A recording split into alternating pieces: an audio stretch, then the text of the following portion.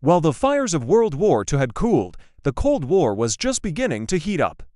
A new world was being forged, not in the crucible of open warfare, but in the shadows of fear, nuclear threats, intense technological competition, and a relentless ideological struggle.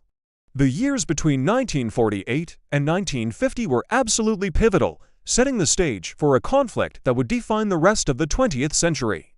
Today, we're diving into how this chilly standoff escalated into a global deep freeze. Let's rewind to 1947. Europe is in ruins. Cities are flattened, economies are shattered, and millions are struggling to survive. In this desperate landscape, the United States introduces the Marshall Plan, a massive economic aid program. On the surface, it's a noble humanitarian effort offering billions of dollars to help rebuild the war-torn continent. But there's a deeper strategic goal at play. The real objective: to contain the spread of communism. The fear in Washington was that impoverished, desperate nations would be fertile ground for communist ideologies to take root. By rebuilding their economies and restoring stability, the U.S. hoped to create strong, capitalist allies. The nations of Western Europe, like France, Great Britain, and West Germany, eagerly accepted the aid. It was a lifeline that helped them get back on their feet, modernizing their industries and restoring public services.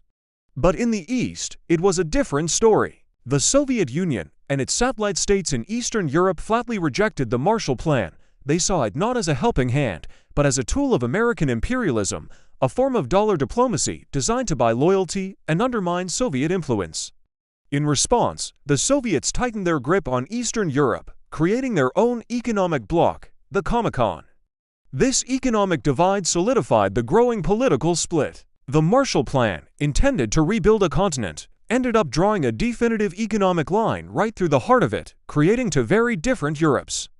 This growing tension soon erupted into the first major confrontation of the Cold War, the Berlin Crisis.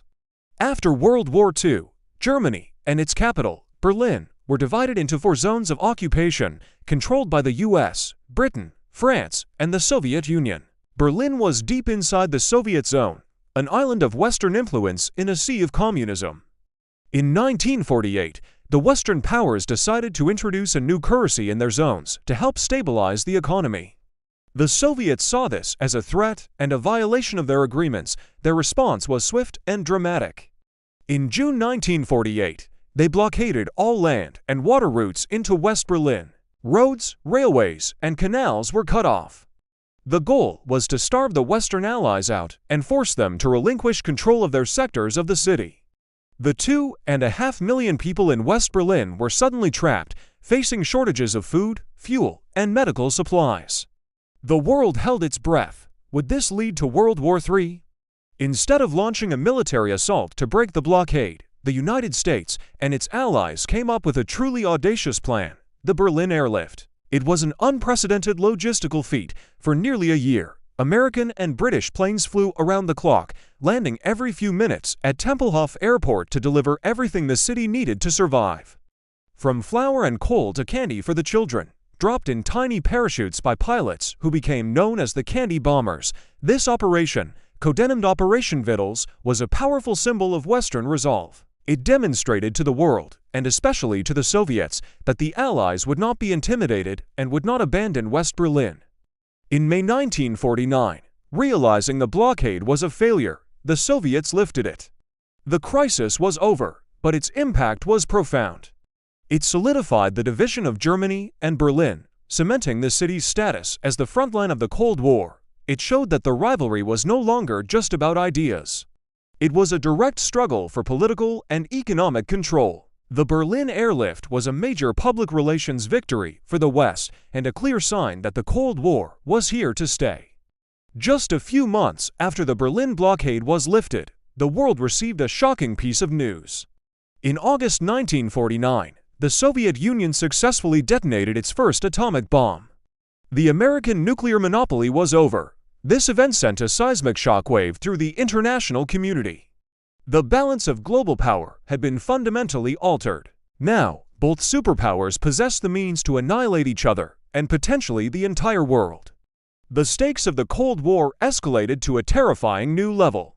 This kicked off a frantic and dangerous nuclear arms race. Both the US and the Soviet Union began pouring immense resources into developing bigger and more powerful weapons. They moved from atomic bombs to the even more destructive hydrogen bombs. The logic was one of deterrence, the idea that possessing an overwhelming nuclear arsenal would prevent the other side from ever launching an attack. This mutually assured destruction, or MAD, became the terrifying bedrock of Cold War strategy. This intense competition wasn't limited to weapons. It soon spilled over into a new frontier, space. By 1950, the foundation for the space race was being laid. Both sides understood that technological superiority was a key measure of a nation's power and the viability of its ideology. Showing dominance in science and engineering became a critical part of the Cold War struggle. For the US and the USSR, reaching for the stars was about more than just exploration. It was about proving which system, capitalism or communism, was superior. Every rocket launch, every satellite put into orbit was a victory in this ideological battle. This competition would later ignite with the Soviet launch of Sputnik in 1957. But the engines were already revving by 1950.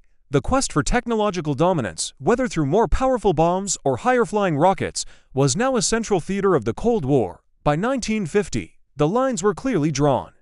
Europe was bisected by what Winston Churchill had famously called the Iron Curtain, a heavily fortified border separating the communist East from the capitalist West. The world had split into two opposing camps, each led by a superpower with its own network of allies, its own economic system, and its own military alliance.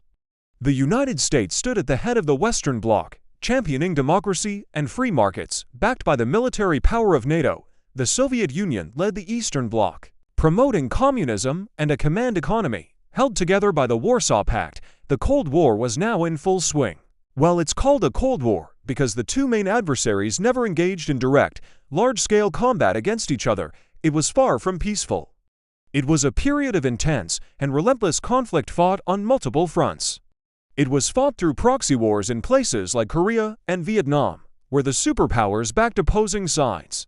It was fought through espionage, propaganda, and covert operations. And always, looming over everything, was the constant, terrifying threat of nuclear war, a shadow that hung over the entire world for decades. And so began the long, tense, and dangerous competition that would define the second half of the 20th century, a geopolitical chess match where every move could have world-altering consequences. Thank you so much for watching. If you found this dive into history interesting, make sure to hit that like button and subscribe for more deep dives into the events that shaped our world. Let me know in the comments what part of the Cold War you'd like to see covered next. See you in the next video.